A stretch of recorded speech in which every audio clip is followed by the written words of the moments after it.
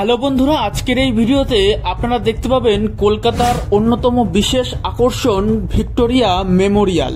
এই ভিডিওতে জানতে পারবেন আপনারা ভিক্টোরিয়া মেমোরিয়াল কিভাবে যাবেন, সেখানে টিকিটের প্রাইস কত, সেখানে গিয়ে কি কি দেখবেন এবং ভিক্টোরিয়া মেমোরিয়ালের যে ইতিহাস রয়েছে সেই ইতিহাস সম্পর্কে আজকে জানতে পারবেন।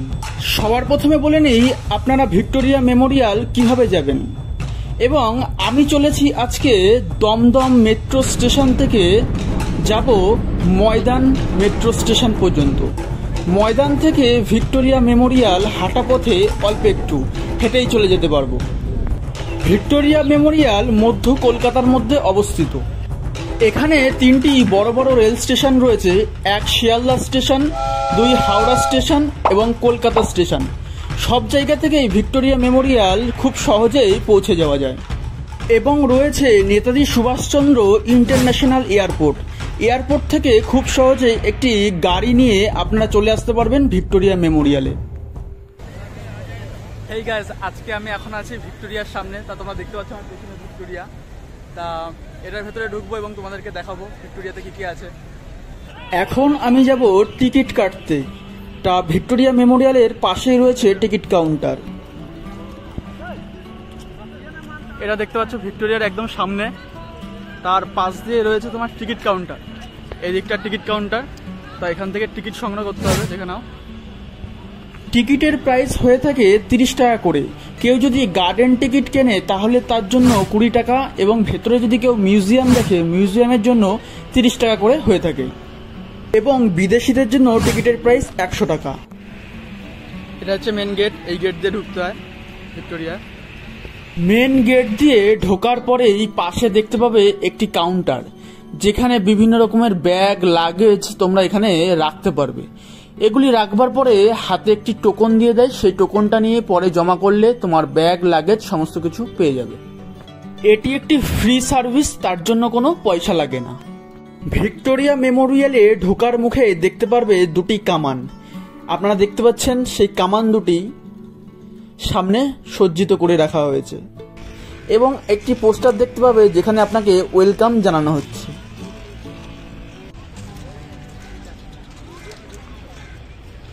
এখানে কিছু ইনস্ট্রাকশন দেওয়া রয়েছে, দেখতে পাচ্ছ।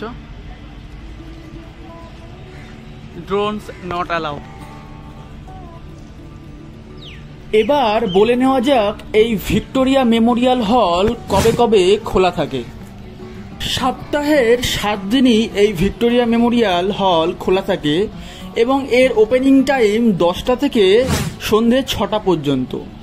এবং ভেতরে যে মিউজিয়ামটি রয়েছে সেই মিউজিয়ামটি শুধুমাত্র সোমবার বন্ধ থাকে।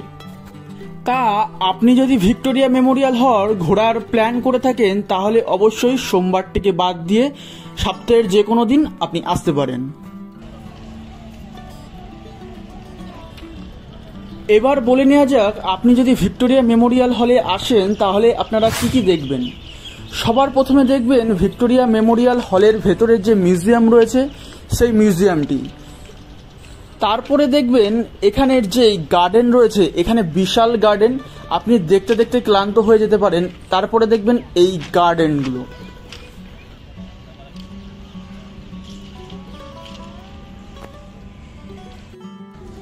বন্ধুরা, এখন আমি আছি ভিক্টোরিয়ার ভেতরে। তোমরা দেখতে পাচ্ছ এই পেছনে ইমারতটা, পাশের ভিউটাও দেখতে পাচ্ছ।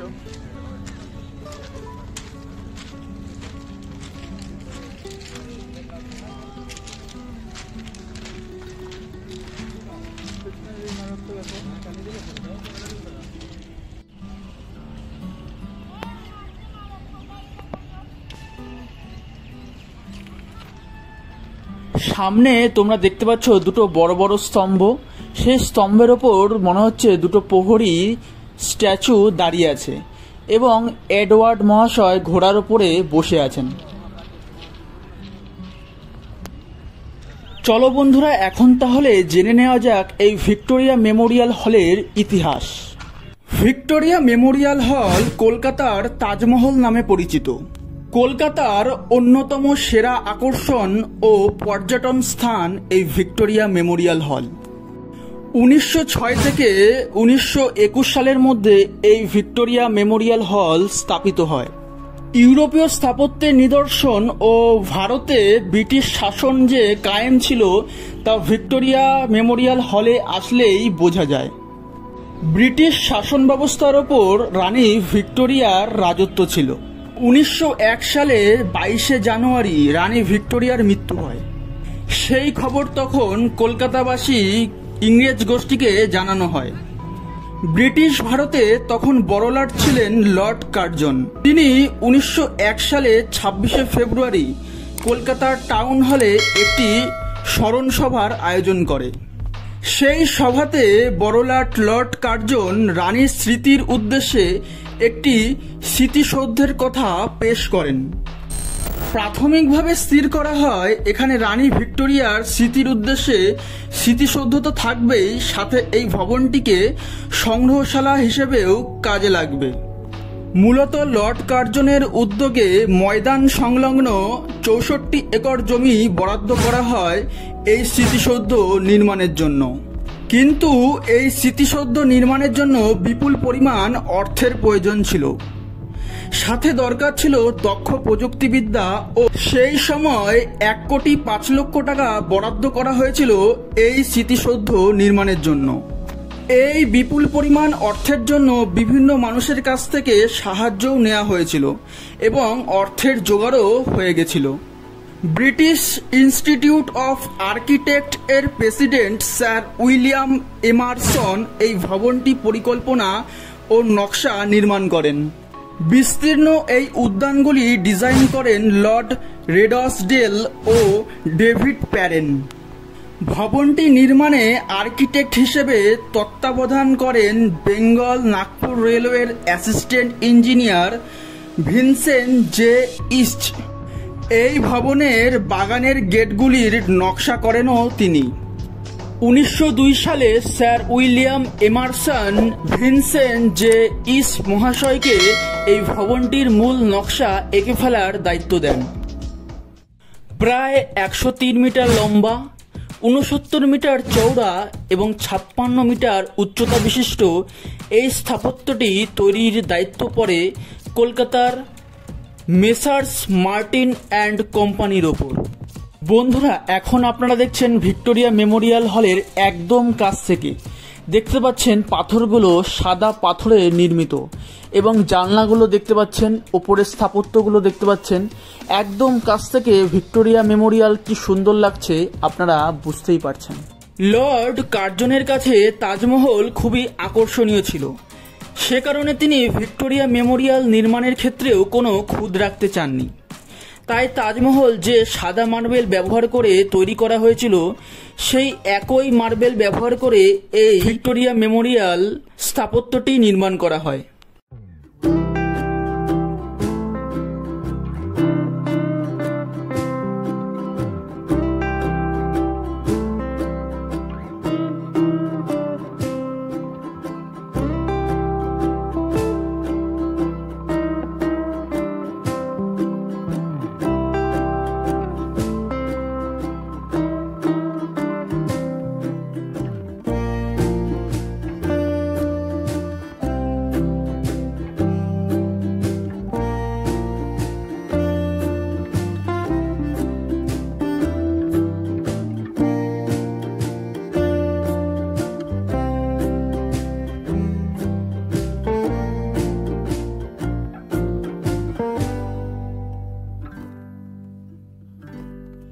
বন্ধুরা, এখন আপনারা দেখতে পাচ্ছেন ভিক্টোরিয়া মেমোরিয়ালের যে বাগান উদ্যান রয়েছে সেই উদ্যানটি। এই উদ্যানটি বিশাল অঞ্চল জুড়ে অবস্থিত।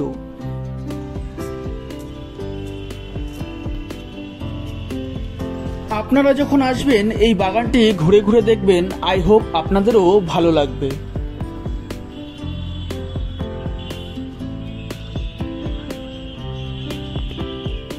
এখন আপনারা দেখছেন ভিক্টোরিয়া মেমোরিয়ালের একদম সামনের গেট। আমি এই সামনের গেট দিয়ে ভেতরে প্রবেশ করব এবং ভেতরে মিউজিয়াম রয়েছে, সেই মিউজিয়ামটি দেখব এবং তোমাদেরকে তুলে ধরব এই ভেতরে যে মিউজিয়াম রয়েছে, এই মিউজিয়ামের ভেতরে কি কি রয়েছে সমস্ত বৃত্তান্ত। তোমরা পুরো ভিডিওটি দেখতে থাকো, তাহলেই বুঝতে পারবে এই মিউজিয়ামের ভেতরে কি কি রয়েছে। এতদূর পর্যন্ত ভিডিওটি যদি ভালো লেগে থাকে অবশ্যই চ্যানেলটিকে সাবস্ক্রাইব করে বেল বাটনটাকে ক্লিক করে নেবেন এবং অবশ্যই একটি কমেন্ট করবেন এবং কেমন লেগেছে ভিডিওটি অবশ্যই জানাবেন এবং ভিডিওটি আপনি কোথা থেকে দেখছেন সেটিও জানাবেন।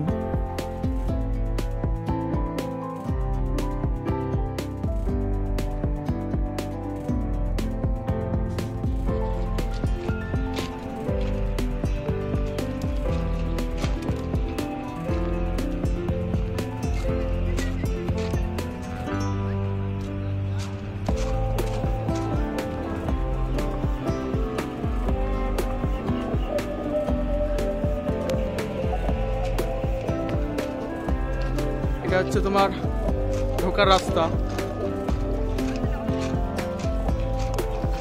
আর এই মিউজিয়ামে ঢুকতে গেলে সোমবার বন্ধ থাকে, সোমবার বাদে যে কোনো দিন এখানে অ্যালাউ আছে। এখন বন্ধুরা আমি মিউজিয়ামের ভেতরে ঢুকবো, চলো দেখা যাক এই মিউজিয়ামের ভেতরে কি আছে।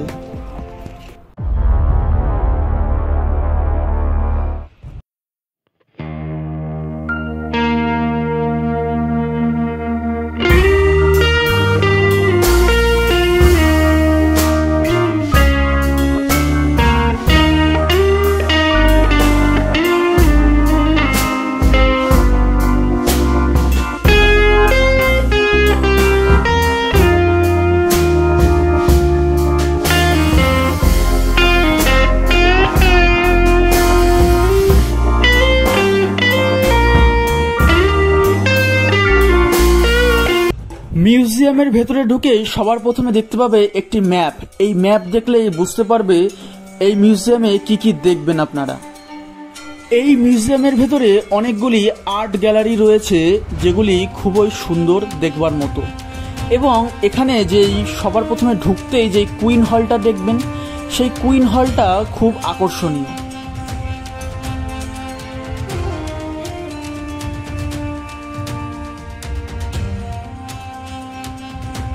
এখন আস্তে আস্তে আমি চলেছি কুইন হলের দিকে। এখানে দেখতে পাচ্ছেন মহারানী ভিক্টোরিয়ার একটি স্ট্যাচু।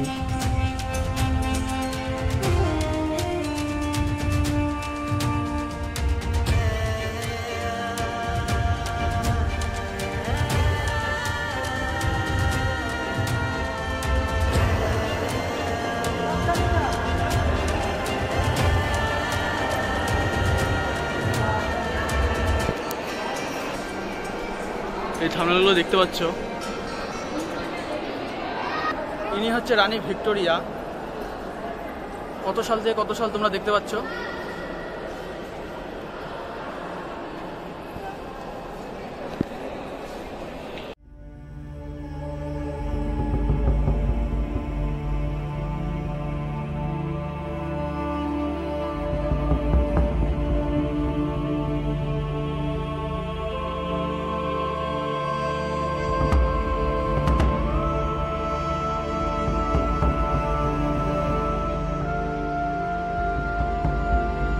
এখন আপনারা দেখছেন মহারাজ রঞ্জিত সিং এর তলোয়ার।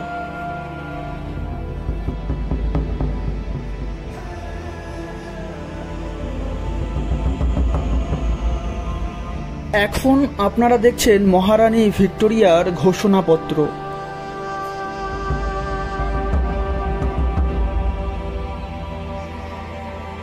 তার পাশেই একটি কাঠের আলমারিতে দেখতে পাচ্ছেন সেই সময়কার তরোয়াল, বর্ষা এবং বিভিন্ন অস্ত্রশস্ত্র।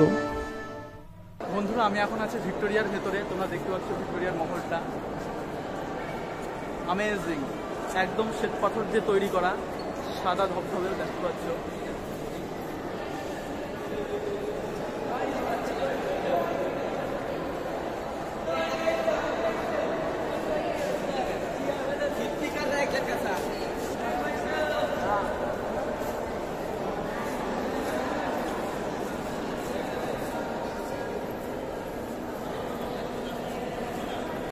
আমরা ভিক্টোরিয়ার বাইরে থেকে যে গোল ডোমটা দেখতে পারি, আমরা ইনসাইড ভেতর থেকে দেখতে পাচ্ছ সেই ডোমের ওপরে কত সুন্দর নকশা করা এবং বিভিন্ন চিত্রপট সেখানে রয়েছে।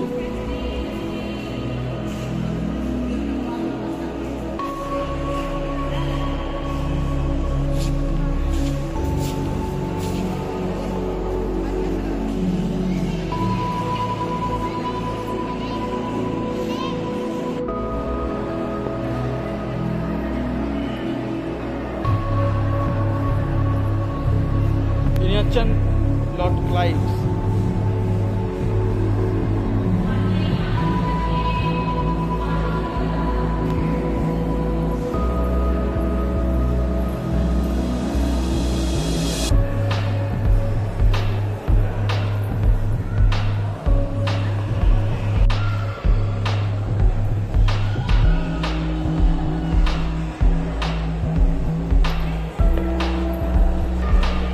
এখন আপনারা একটি কামান দেখতে পাচ্ছেন। এই কামানটি যুদ্ধের সময় ব্যবহার করা হয়েছিল।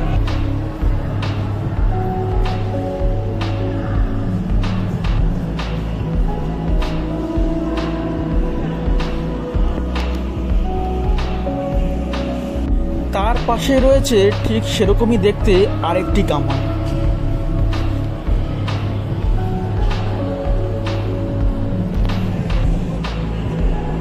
এখন আপনারা দেখছেন পলাশী যুদ্ধ হয়েছিল, সেই পলাশী যুদ্ধের সেই আমবাগান।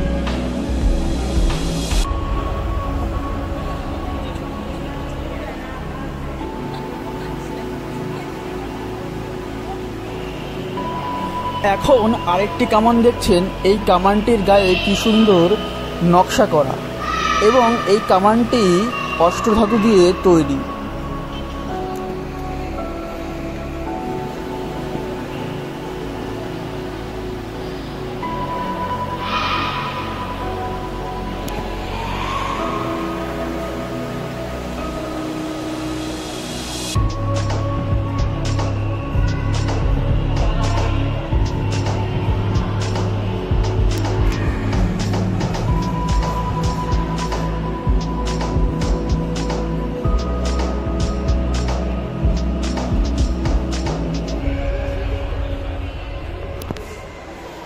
এই ইমারতগুলো দেখতে পাচ্ছ কত মোটা মোটা।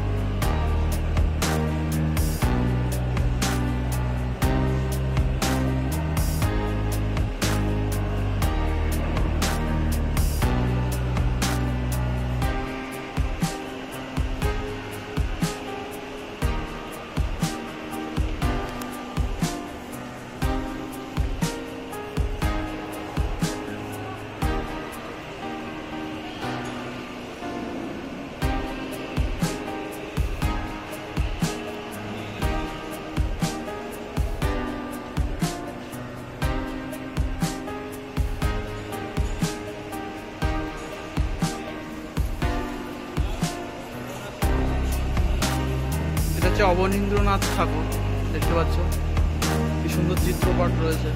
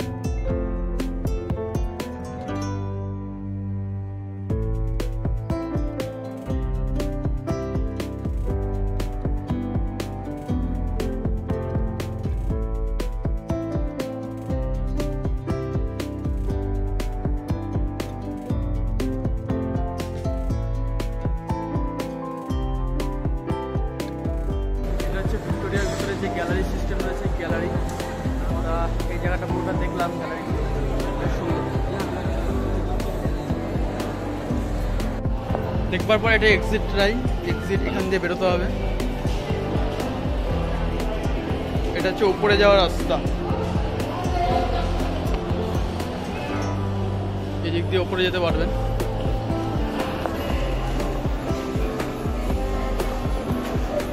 আমাদের ভারতীয় বিপ্লবী যারা ছিলেন তাদের ছবি দেখতে পাচ্ছেন, এবং আমি এখান দিয়ে উপরে উঠবো আস্তে আস্তে।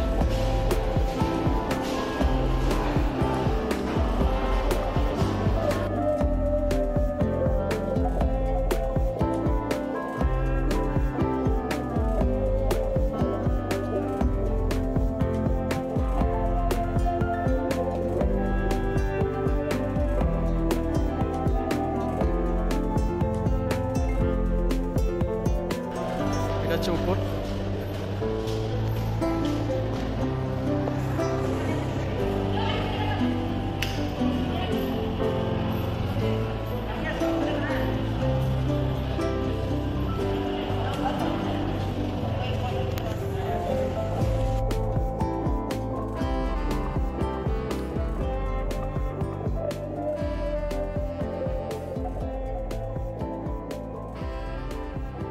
বন্ধুরা, আপনারা দেখতে পাচ্ছেন ভিক্টোরিয়ার উপর থেকে পুরো জায়গাটা কি সুন্দর দেখাচ্ছে, অসাম। আপনারা যখন আসবেন এই উপর থেকে এই পুরো ভিউটা দেখবার চেষ্টা করবেন, ভালো লাগবে।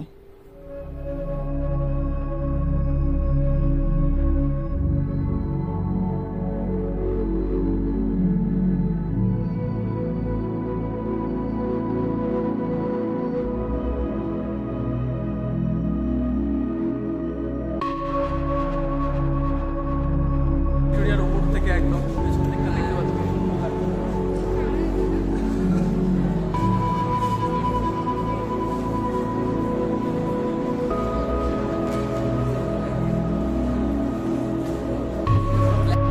এদিক দিয়ে নামার রাস্তা।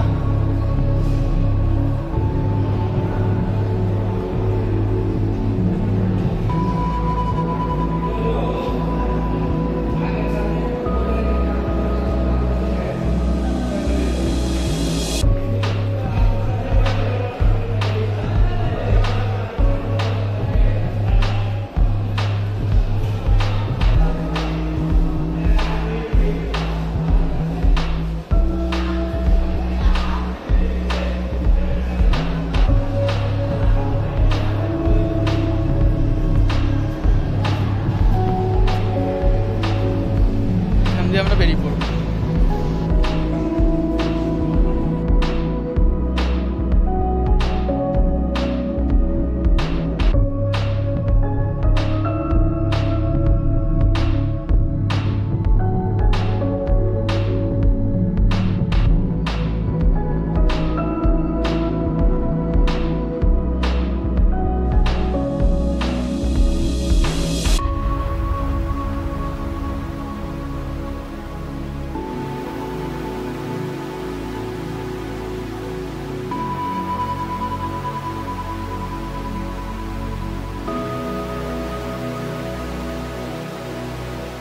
বন্ধুরা, আজকের ভিডিও এখানেই শেষ করব। তা তোমরা যদি আমার চ্যানেলে নতুন হয়ে থাকো অবশ্যই চ্যানেলটিকে সাবস্ক্রাইব করে বেল বাটনটায় ক্লিক করে অবশ্যই একটি কমেন্ট করবে তোমাদের ভিডিওটা কেমন লেগেছে এবং এই ভিডিওটা তোমরা কোথা থেকে দেখছো।